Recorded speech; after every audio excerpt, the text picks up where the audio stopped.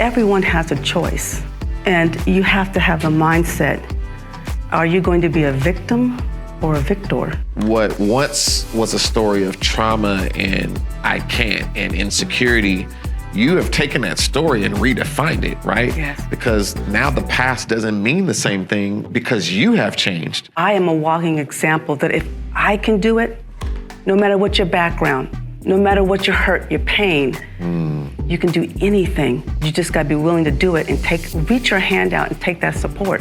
When two cars run into each other, we call it an accident. But it appears your accident actually had purpose.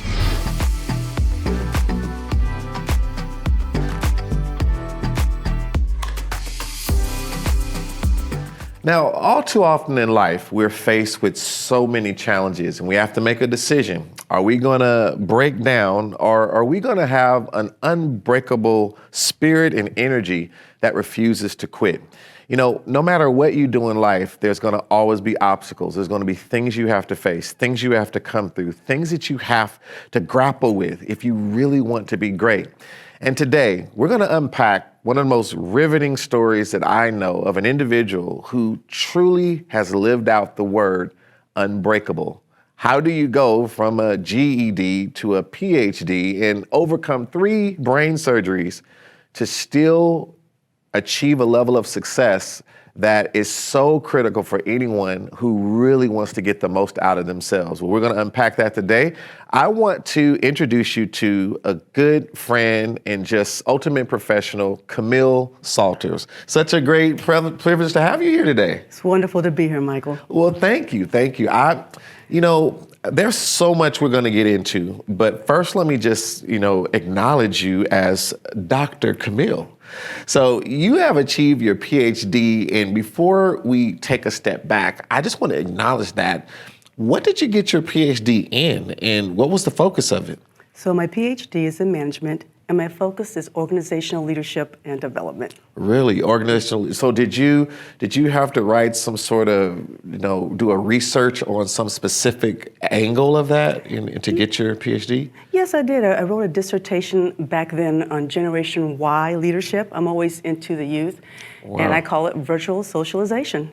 And who would have known that 2020, my dissertation would have come alive. Wow. So, yes. It really did come alive. And so, you've been an inspiration. I remember when you were coming through this, and I don't remember if you had even finished yet, but you were telling me, Michael, you need to go ahead and knock this out, and you could do it. You was telling me all the details, and I've always in the back of my mind thought about, well, should I go and try to do it?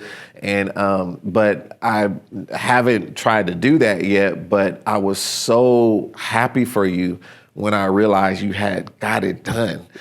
So congratulations to you. Thank you. And so we're going to take a step back though, because I know right now there's a lot you're doing as a leader. We're going to deal with that. You're doing so much in very prominent organizations around leadership development. You do a lot in the health industry space, but really focusing on leadership development. You've had a very, very, great career, but at the same time, I know that let me even say, you've actually now started a business, right? And we're going to get into that and how you're really trying to help it. But let's take a step back. You kind of touched on it because you said you have a heart for young people. And I totally can relate because I do too. And one of the reasons that I have a heart for young people is because of what I went through as a young person. And I'm just kind of supposing there's something similar with you. Why don't you tell me a little bit about yourself and kind of how you grew up and maybe where some of this passion for youth came from? Absolutely. I grew up in a home, an environment, it was riddled with abuse from both my parents. And growing up, I felt like I didn't have anyone that loved me. I didn't feel secured. So I struggled, even with myself, as far as even my abilities, things that I could do because I was never encouraged. So as I grew up as a teenager, going through life, individuals throughout my life has actually supported me. So at the age of 14 years old, a family took me in during a situation that was very disturbing.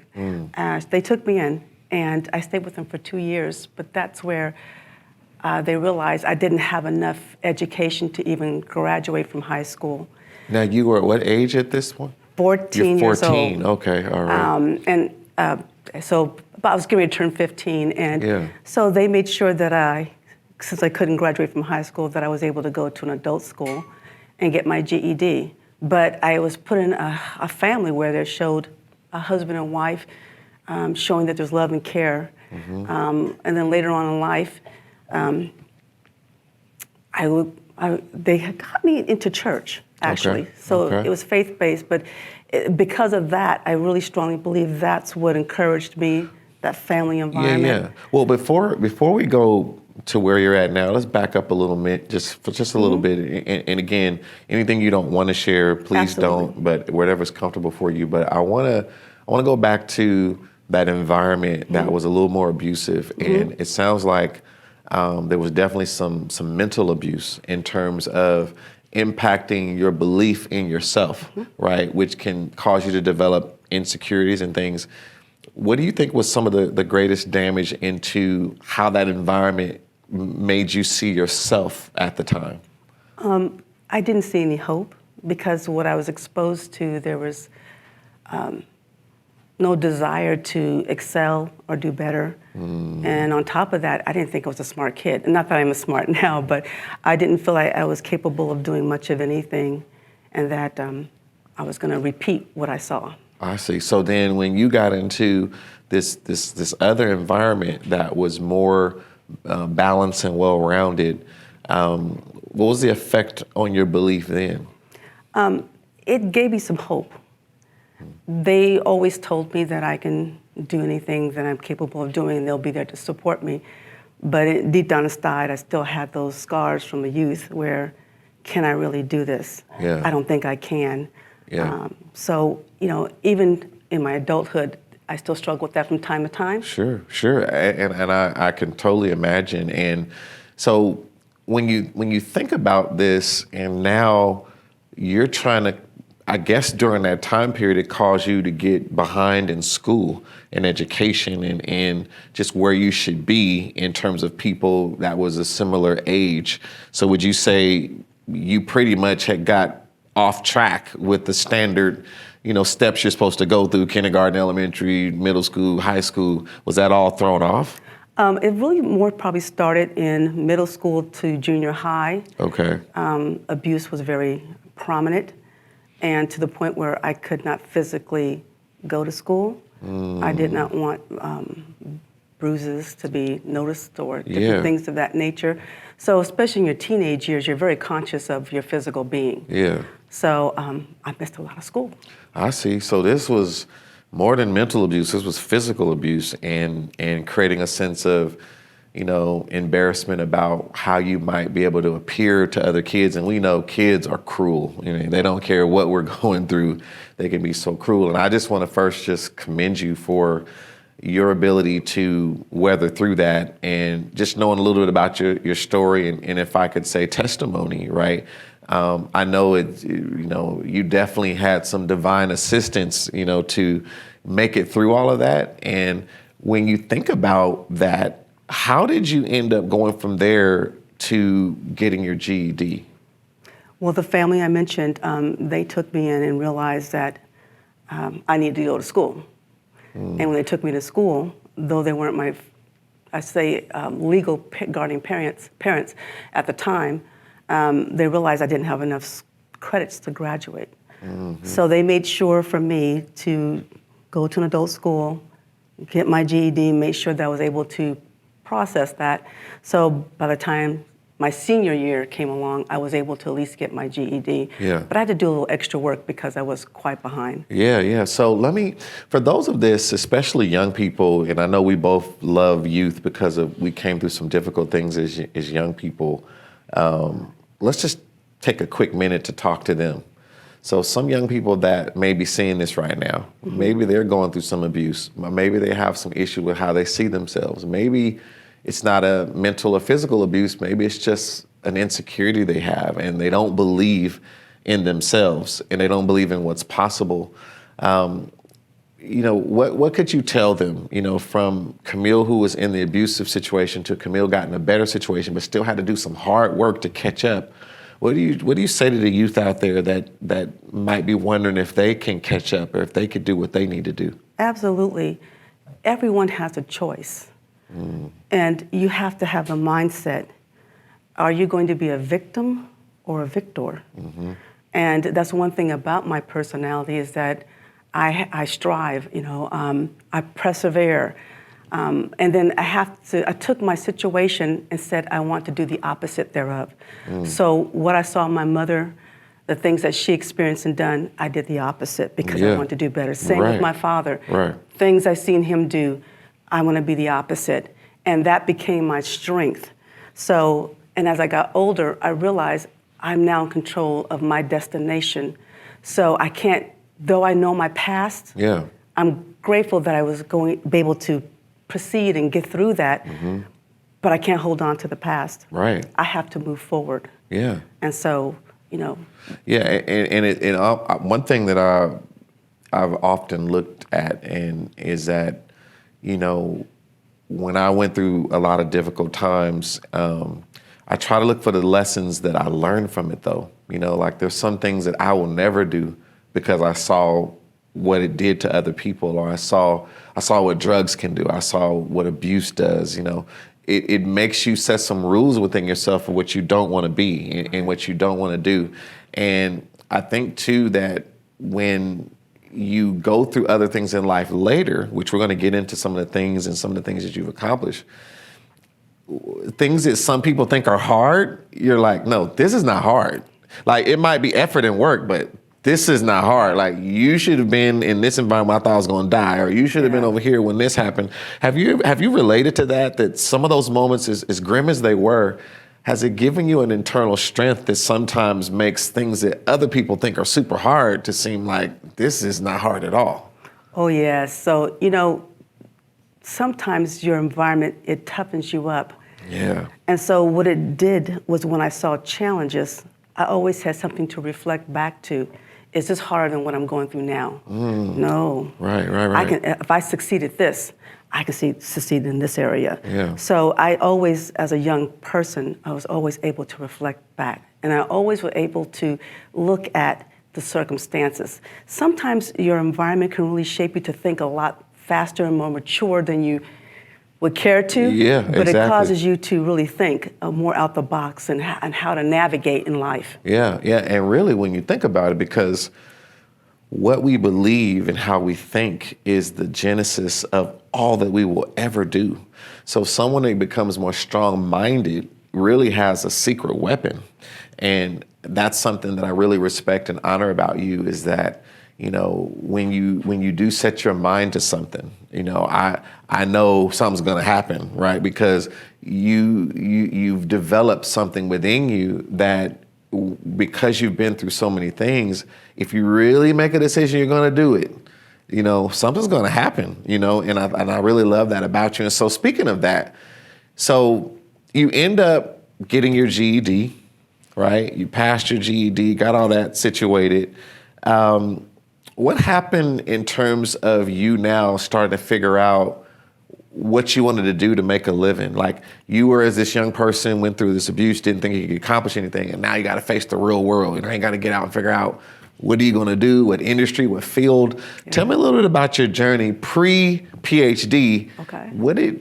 How did your journey end up, and where did you end up getting into from a career perspective? Okay, you're actually in this story, as a matter of fact. Uh-oh. So it just so happened, I found, at the age of 18, I was taken in by my church family. And because different people throughout my life have taken me in, because your environment and your support is huge. I had that family that took me in when I was 14 and waited till I graduated till I was, 17. Then at 18, this church family took me in. I was a handful because touching me was a serious situation, because whenever you touch me, I always saw it as a form of hurt and not love and care. But because people took me in, I was young, That's how my heart for young people came to being. So I was always surrounded by young people, supporting them, making them feel that they can do this. Yeah. And at the ripe age of 33 years old, I was at a graduation. You were there, and you were talking about the first generation, about don't be jealous. I don't know if you remember this. Yeah. Join us. Yeah. And when you said that, even though I was with a group of individuals, young people that was mentoring, I was supporting them, you were talking to me.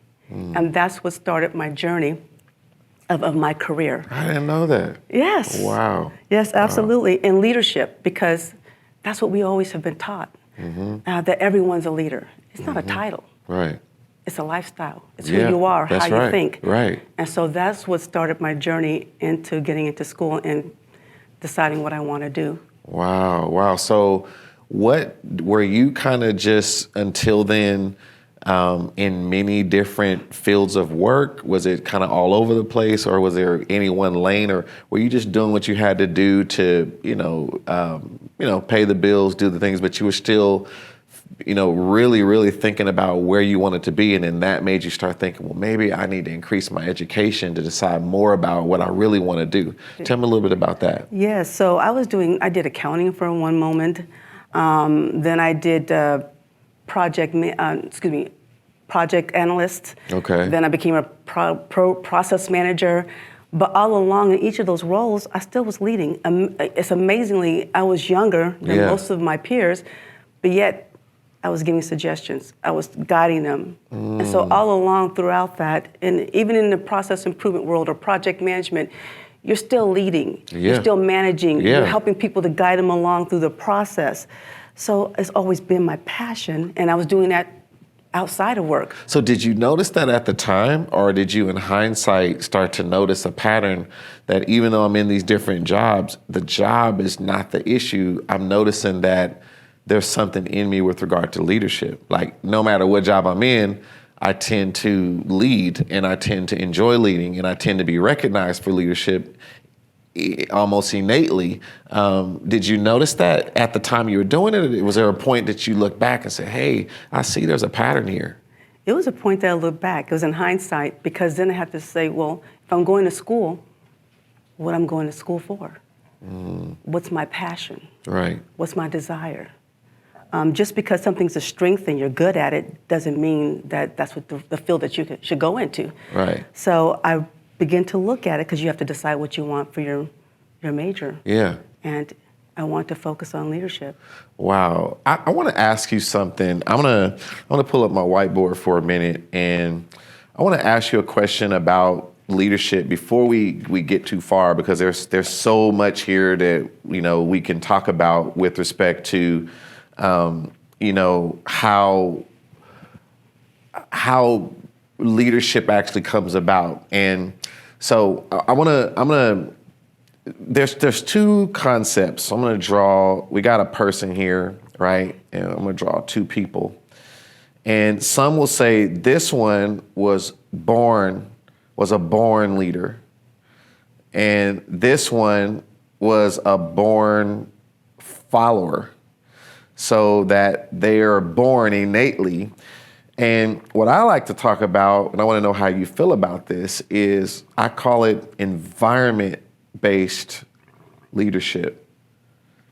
And what I mean by that is when we think about environments and how environments begin to influence leadership, and how leadership is something you have to become more than a skill that you can just go develop at a workshop or a training. Like, I really feel that you're not just, now I believe you can be born with leadership qualities, but I don't think you can truly just be born a leader. I really feel environment shapes leaders. When you think about Dr. King, and you say he was a great leader for some things he did in civil rights, but you have to go back and look at the environment that he was in that brought that out of him. What happened with Rosa Parks, and what happened with with people saying, hey, we need someone to step up with the SCLC because we don't have, and that environment became a womb that put pressure on him to shape and grow into something. Yeah.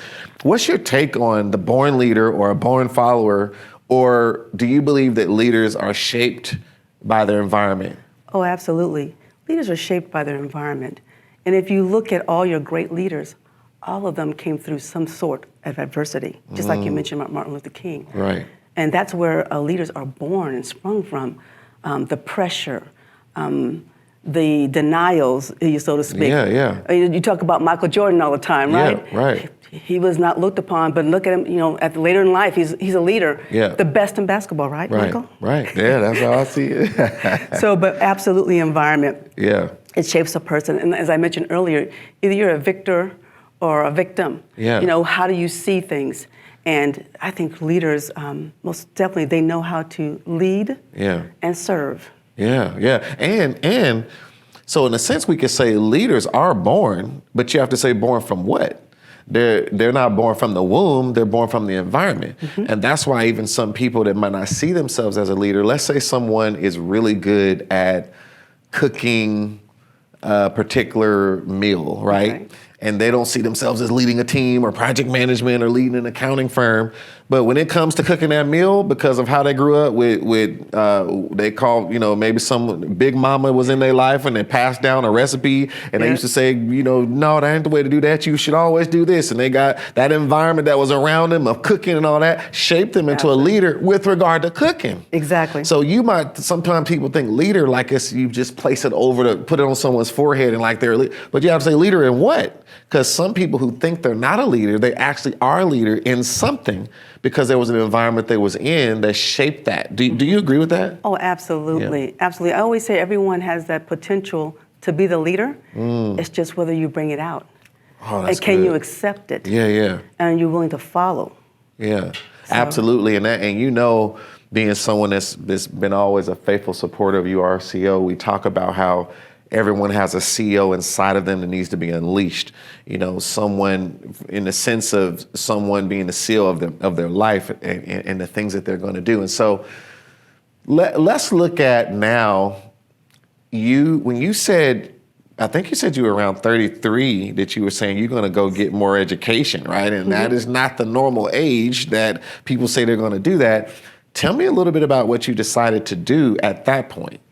Well, after your great speech, I went to school and I started a junior college. And I kind of recommend that really for all young people because the same amount of money you spend at a junior college is way cheaper than going. But it's free now. Did you know that? No. It's driving me crazy. I talk to young people. They're like, I'm at community college and it's completely paid for.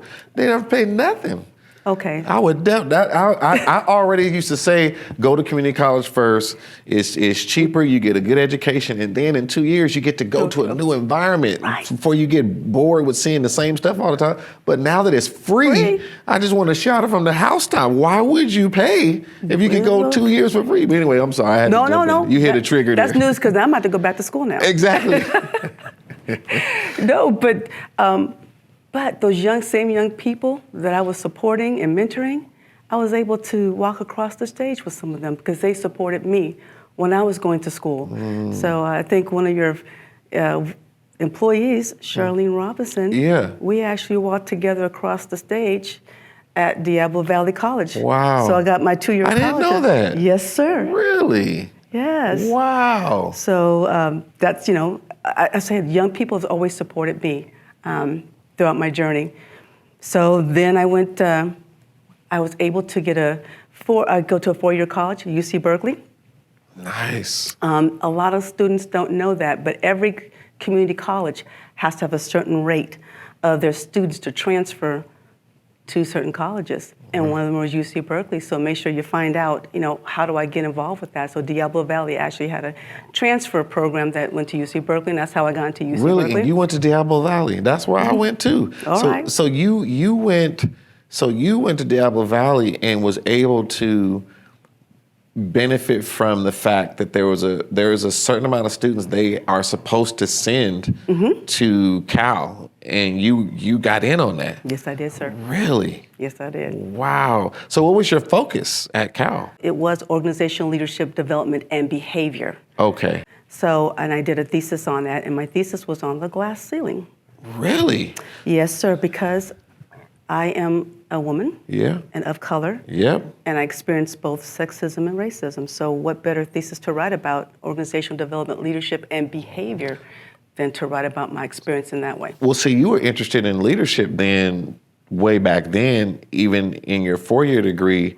Now, when you wrote about the glass ceiling, was it because you had experienced a lot of things that was glass ceiling oriented, or was it the stories around you, or a mixture of both? Oh, it's a mixture of both, but more personal. Okay.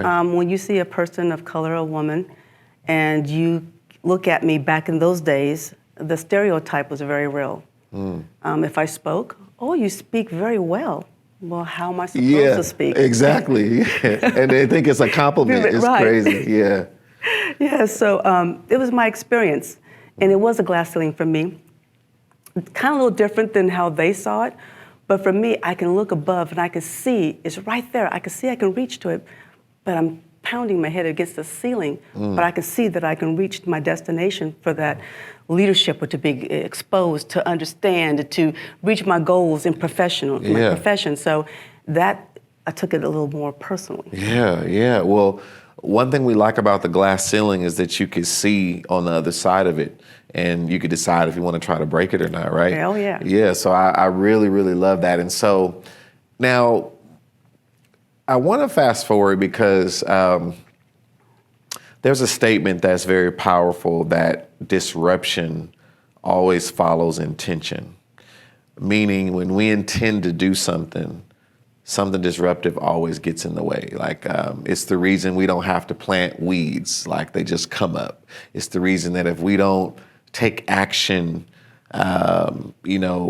if we don't do the things we're supposed to do to upkeep ourself, even our natural body, something will happen. Like you have to do things, or it causes disruption. It just comes in automatically. And so when you set an intention to get your PhD, and thinking back about your story and the trauma and all that you came through, the GED, all the way to Cal, now, some years later, you decide to go get your PhD. Now, how many years after getting your 4-year degree, which is already like we could make a movie about your life, right? But how many years after that did you start saying, hey, I want to go further?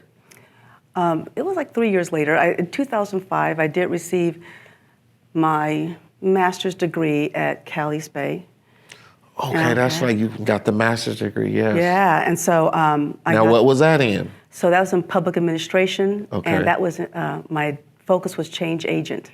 Okay. So all right. Yeah. And then I said that enough is enough. I'm too old. I'm tired. But then, my mind is always learning. When you stop saying you've learned it all, you pretty much stop living. Yeah. And so it was desire again to go back to school. And I went for my PhD, and I applied, and they accepted So was this me. like literally right after the master's degree? A year later, 2 years later. 2 years later. Yeah, about 2 years later. Okay, so 3 years after the 4-year degree, you go get the master's degree. 2 years after that, finishing the master's degree, you headed toward the PhD. Now, do you understand why I've called this whole episode Unbreakable? Because here we are again, that so many pressures against you, and you just keep breaking the rules of what you were supposed to do statistically, what most people do based on your background, what you came through. You could even say the age you were at, or some people they're not willing to fight through what it takes to do that at that point. There's so many whispers from our own mind that will tell us to stop, and what are you doing? Or, this is too much. But you just refuse to be broken and to keep pushing. And so, tell me about now deciding to go get your PhD, and what is the relationship between that and starting to realize you had some issues that led to brain surgeries? Yes, so you can call it serendipity if you want, but I just applied for my PhD, and I started my fall class in September. In December, I got into a major car accident. Wow. Where I had some head injuries. So you hadn't even started the PhD program yet? Well, I started it. I was only September I started, so December. So I was only, what, 2 or 3 months in? Okay, you just had started. Just started. I got it. Okay, all right. And so when they did x-rays, they saw blood in my head. So, because x-rays doesn't see tissue, it's just blood and bones. Right. So when I went the following week, they found out that I had a very large tumor in my head. Oh my God. So for me, that was a blessing, because had the tumor continued to grow, I would have been permanently blind. Wow. So shortly thereafter, in March, while I was still in school, just started school, I had a brain surgery to remove the tumor. Okay, wait, we gotta stop for a minute. So when two cars run into each other, we call it an accident. But it appears your accident actually had purpose. So when we look at it through spiritual eyes, the accident was a good thing, right? Because you're basically saying, if it wasn't for the accident, you wouldn't have found the purposeful thing you needed to know, which is that you had something in your brain that you didn't even know was there. And it could have caused you to be blind. Yes, sir. Wow. Wow. So this is, and I know how hard it is to get today. It's just crazy. You know, I've got some things in my shoulder just from being an athlete, some things in my knee, and I still am active and play ball and things, but I feel these things in my body. And I know I need an MRI. Everybody knows it's like tissue related. It's not bone. Like X-ray measures bone. We all know that. It's not my bone. But they will make you go through X-rays, wait, go see a physical therapist, all this stuff to finally get the thing you know you need to get to the result. But that accident allowed you to get precisely what you needed right away to discover what was there. Yes, that's why I call it a blessing. I do not see it as a tragic incident. Wow. It's literally kind of saved my life, so to speak. Yeah. Yeah, So, and your quality of life as well. Yes, because I was having, as you know, I suffer from a lot of head issues, but that was one that most definitely needed attendance to. Wow. But during that time, I made sure my surgery was when class was on break. What? Yes. So you was actually planning, you're planning the surgeries you need around still, your intention is still to finish this PhD. So when you got in this accident, you discovered a tumor, you didn't say, okay, PhD, that's over with, like, I got to deal with this. You were starting to think about how to schedule your surgeries around it. Yes, sir. Wow. Yes, sir. Wow. Yes, sir. So how did you do that? Was it like, semester system, and then you're looking at the brain surgery and how much time you need to recover? Like, how did you do that? Exactly. So I timed it just right. They said that I had time if I wanted to. You know how they do it. Oh, we can wait a little bit, but what's your time frame? Here's our schedule for surgery. So I looked at my school schedule. I said, okay, I can do this, but I had family and friends telling me I need to stop. But I can't. Wow. Once, like you said, once my mind is made up, I gave myself, I will be out of this in 3 years. And that was my goal. Wow. And so, luckily it was remote, so that's what helped. But shortly thereafter, 6 months later, I go for my checkup. Lo and behold, they found a brain aneurysm, nice size, and they said I had to go for another brain surgery. Oh my God. So I turned around in November, once again away to school break. Wow.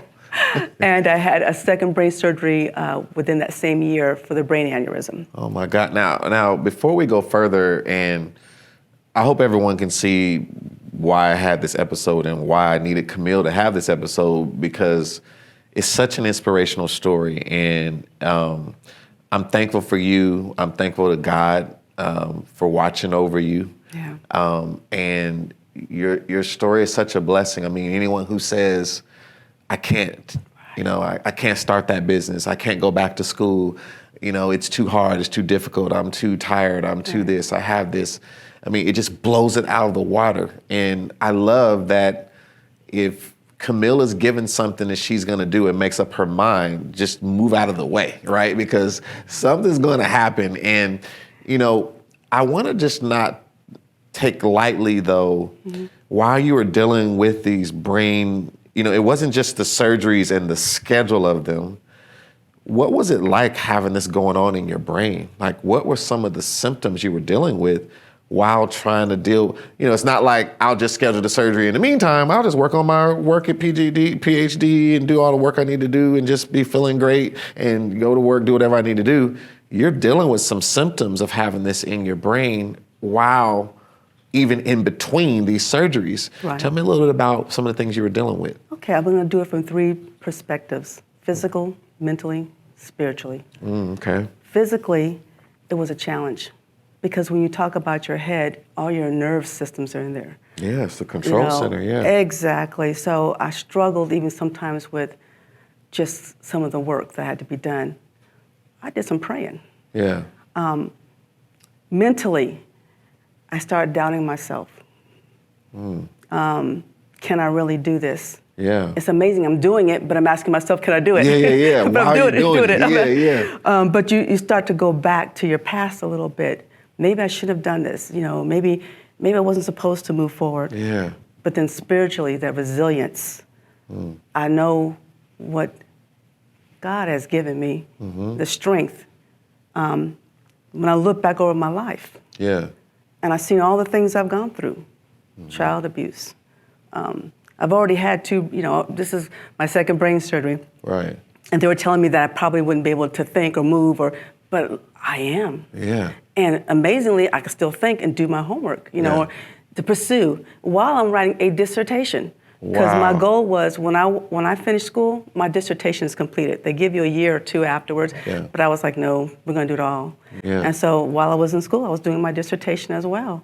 So, but just it does play on you, but I think the spiritual part is what gave me the resilience to always look, and we always say it in our Ark of Covenant, and see what has been done, and that He can bring you through. Absolutely, and they would call the Ark of the Covenant, the Ark of Testimony too, and it's a place to hold the testimony. And I really want to just say too is, you're a miracle. You really are. You're a miracle, and it's an honor to witness the things God has done for you, and I appreciate your testimony from a divine and spiritual perspective. But one thing I always tell people, sometimes people mistake God's power and His blessing for, maybe the lack of effort and things they need to do. We have to give God something to work with. Like, God doesn't just come in. Now, He can, but you have to make an effort. And what I love about what you're saying is, yes, God stepped in. Yes, God helped you. There's no doubt about that.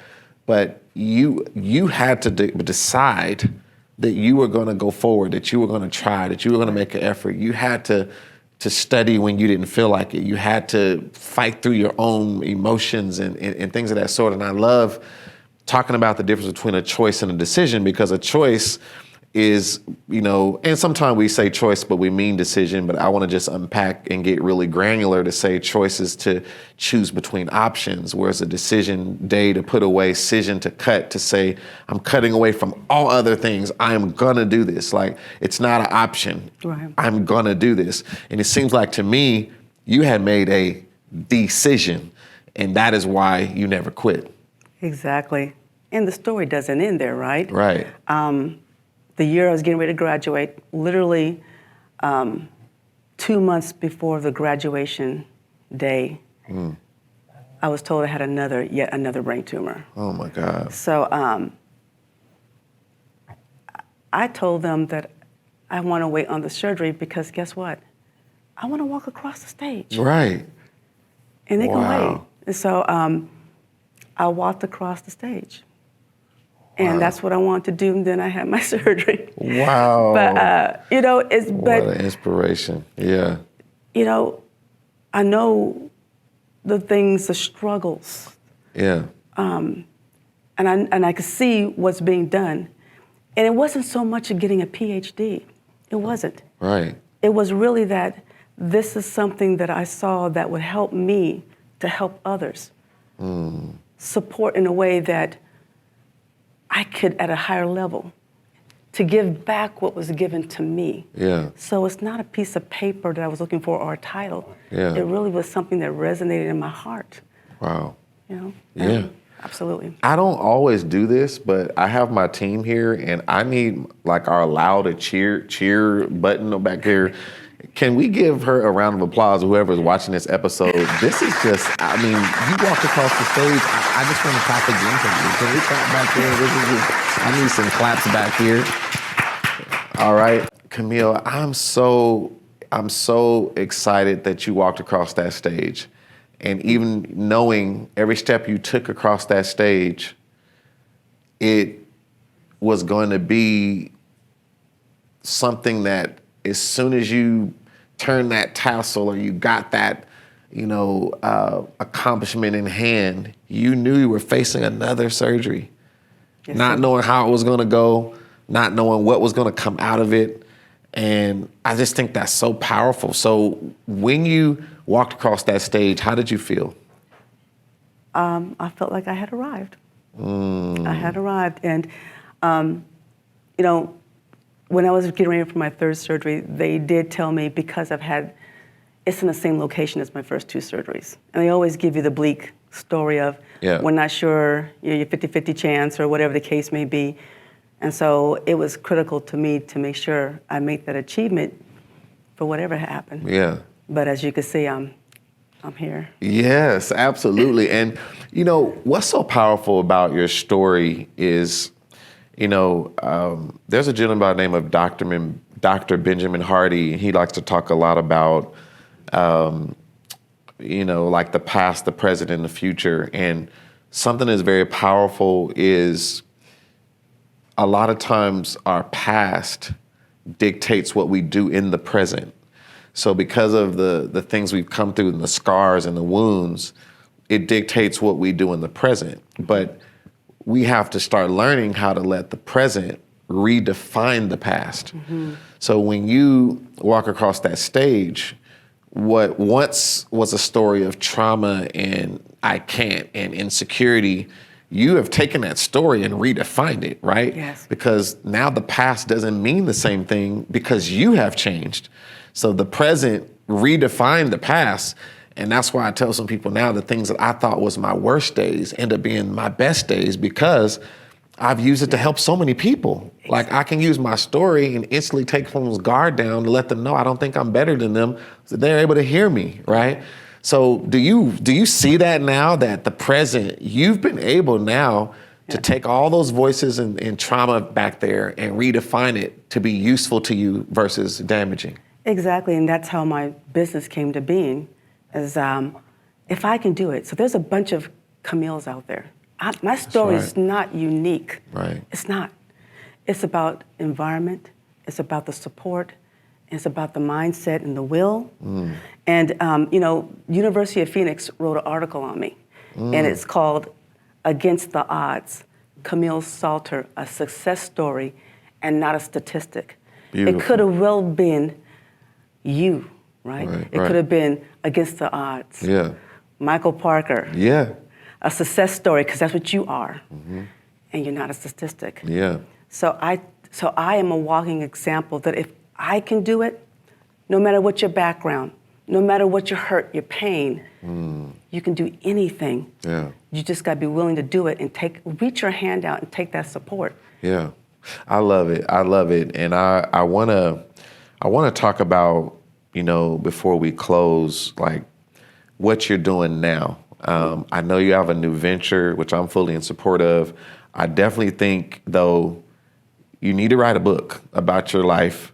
I want to be involved. I don't know if I can write the foreword or just be one of the testimonials in the book that says something about you, but you need to write a book. I mean, I'm working on a book too, but I feel such a kindred spirit with you and your journey because of things that I've come through, and I know there's others that feel the same. Right. And so I'm so grateful that you were unbreakable and you've got to this point. And I know there's still trials to come, for all of us. Life doesn't stop, but it gives so much hope when people can listen to stories like this and literally like body slam their doubts. Right, literally just punch their anxiety and say, what voice is telling me all this negativity? Like, it's just not true. It's all a lie, because in front of you is the proof that what you're thinking does not have to be. And so, having said that, how are you packaging all that is Camille and now doing a new venture to help give back and help people, I should say? Absolutely. As you mentioned earlier, my profession, I'm a manager of leadership development and training at my current employer. But I do have a business, and it's called Empower Pathway Consulting. Nice. Okay. And it's called Empower Pathway because I'm taking you along a journey. I'm empowering you, and I'm creating a pathway. So everyone's journey is different. Right. And that's why I was born Empower Pathway Consulting. But what I've done is created something that I don't look at you just as one-dimensional. Whenever you talk about leadership, people just look at your skill sets. Yeah. But because of my own background, I look at your environment. Good. I look at your life, past life experiences. I look at what you're doing professionally or academically. And then I also look at what your skill sets. With those combined, holistically, I'm looking at you as an individual. My business can support you, whether it's mentorship, whether it's leadership to training, or whether it's even coaching. Okay. So I'm looking at, as I mentioned to you before, the youth are my heart. So I've been working with schools, colleges, particularly community college at this time. But I also support businesses and community-based programs as well. So are you looking to go into organizations that have access to a lot of, young adults, let's say, that you can inspire to become better leaders and to move into maybe their careers? Or are you trying to do that with anyone who wants to become a better leader? Actually, because I've gone through all areas. Yeah. So I'm touching the youth to help them, guide them through the areas that they need to be developed into great professionals and leaders. Yeah. But also, don't forget, I went to school at 33 years old. Yeah. So I'm looking at adults also who's looking for that inspiration. And some people, want to move to the next level but don't know how. And they're dealing with barriers. Okay. And so I'm here to support that as well. That is really good. So tell, everyone listening who may want to work with you, maybe just encapsulate the type of person you want to work with and how they can contact you. Okay. The type of person I want to work with is the individual who's looking just to do the best for themselves. It doesn't always have to be in professional, it could be academics, but it can be self-improvement as well. So anyone who's looking to go that next level. And if you want to contact me, you can go to empowerpathwayconsulting.com, and we'll be there to support you. All right, that sounds perfect. And I know there's a lot of people and parents who would love to have, some of their young adults and children work with you, and then a lot of adults who want to get more out of themselves, who are thinking and wondering if it's too late to do whatever, and you totally have proven that it's not. And the fact that there's a way to work with someone like you, I think is just so wonderful. And I'm hoping that people will take you up on that, reach out to you. We're going to do everything we can to make sure people know about the services that you have. But I want to thank you so much for coming here and sharing your story. It's been a blessing. Well, thank you, Michael. And it's been a blessing to share, and also always blessing to be in your presence. Thank you so much. Thank you so much. Well, I just want to let everyone know out there, I hope you've been inspired by this story. And I want you to know that this is beyond a story, though. It's a testimony. And when you think about being unbreakable, we must realize that we do have the potential to be broken. And if we are going to be an individual that can weather the storms of life, that we can begin to deal with the things that are going to come up in our way when we're trying to get to whatever destination that we desire, we're going to have something inside that is able to keep on going, something that is able to look at things differently. It's amazing that every thought generates a feeling, and every feeling actually generates an action. So we have to start with how we're thinking about ourselves and those around us, and we have to make a decision if we're going to let our past define what we do next, or if we're going to do the thing that is based on the future that we want, and then later redefine that past. We have to consider that if we're going to always let the past shape what we do presently, we'll always be recreating the past today. But if we can see a future that is different, that we really want, we'll start to behave today as the future self that we want to become. And that is what allows all doors of opportunity to begin to open. I hope you see there's nothing that will stop you or break you if you take the mindset that's been discussed on this episode and apply it to your life. As always at URCO, keep charging, expanding, and overcoming the true definition of being a CEO. Until next time, I'm Michael E. Parker. God bless.